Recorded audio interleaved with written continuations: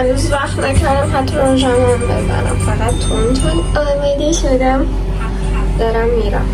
از تامویل مشخصه قراره بریم شب تولد، ولی اول باید بریم دانشگاه. یکی صبح پنجشنبه میره دانشگاه، نمیدونم. اینجا بامزه است. تشکر. خب بذارین براتون از امروز تعریف کنم. الان همینجور که میبینید من کلید ندارم، دم در نشستم و کسی نیست در رو باز کنم. صبح اول سطح دانشگاه دعوام شد سر این که خانم فاهاش خلبارت مشخصه، در صورتی که این مانتو رو من چند بار دیگه هم پوشیده بودم، مثل یک کت دیگه که داشتم 1000 دفعه پوشیده بودمش، الکی گیر داد. یعنی یه چیزو 1000 دفعه میپوشی جلوشون، باید 1001 به تو گیر بدم. همچی آدمای عوضی هستن. بعد اصلا من پوش شد باش دعوام شد، دوباره کد ملی منو نوشت و تو سیستم وارد کرد. آره فلان دوستان. بعد یه بار دیگه بهش قبلا کنم زواتی. واقعا اصلا خود برگشتم گفتم پس شما الکی گیر میدین، من اینو چند بار دیگه پوشیده بودم. بعد خب نه شما خودتون بعد بدونین رعایت کنین. زنی که خیلی رو ما خودی زنی که خلاصه باهاش دعوام شد و انقدر عصبی شدم که برگشتم گفتم برو بابا. شکرم گفتم برو بابا و راهمو گرفتم رفتم. دیگه برام مهم نبود. دیگه بعد از رفتم سر کلاسم. دیگه 40 دقیقه گیر کردیم و بعد الان 40 دقیقه است گیر کردی. گفتم دیر رسیدن بهتر از هرگز نرسیدن. استادم خندید دست زد برام. از گفت چه جمله‌ای خندید برام دست زد. همینطور بچه‌های کلاس و فان بود خلاصه. اصلا خواستم اینو تعریف کنم که عصبانی بودم، داشتم تو راه میرفتم میخواستم برم سر کلاس بخاطر اینکه حراست بهم داده بود. یه پسر برگشت بهم گفت ای خدا نگاش کن. من اینجوری بودم مرده بودم، یعنی دیگه قشنگ داشتم میترکیدم.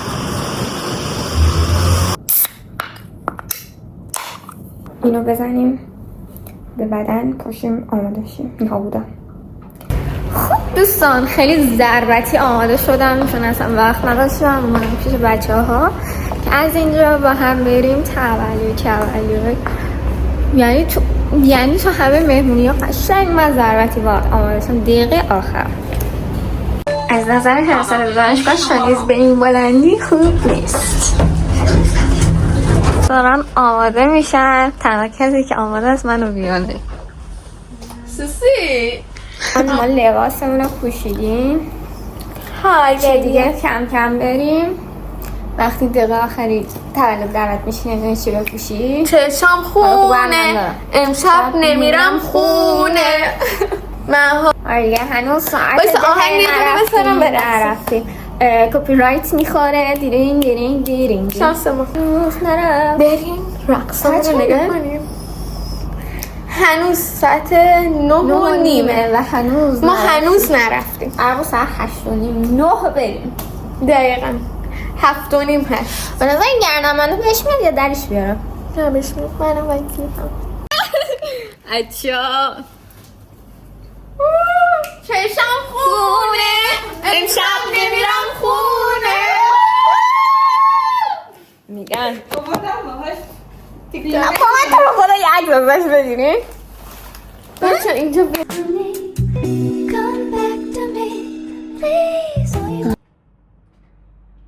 تیپامون کنم این با شلوار خوشگل دست شد.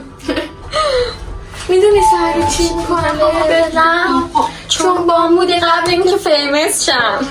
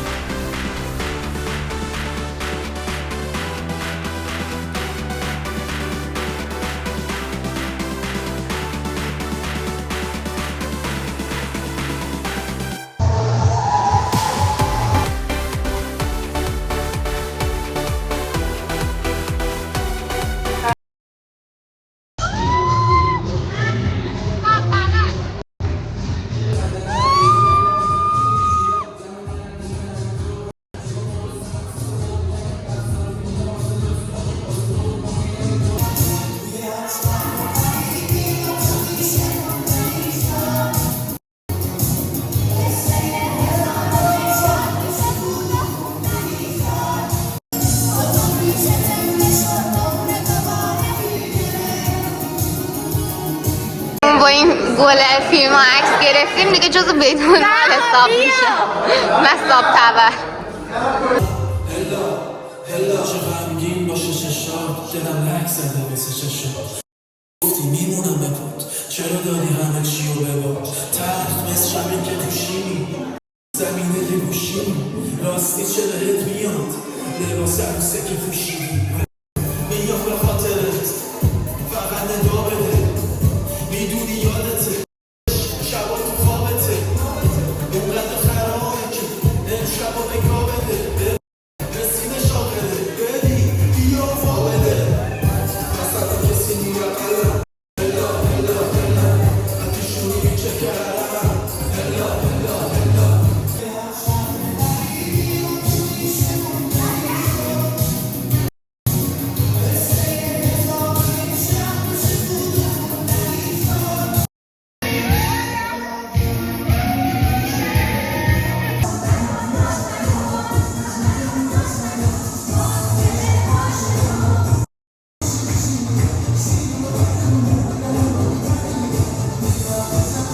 راستی بچه من ساعت 1 اومدم خونه من که دیگه گوشیم خاموش شد و دیگه واقعا نتونستم هیچ عکس و فیلمی بگیرم.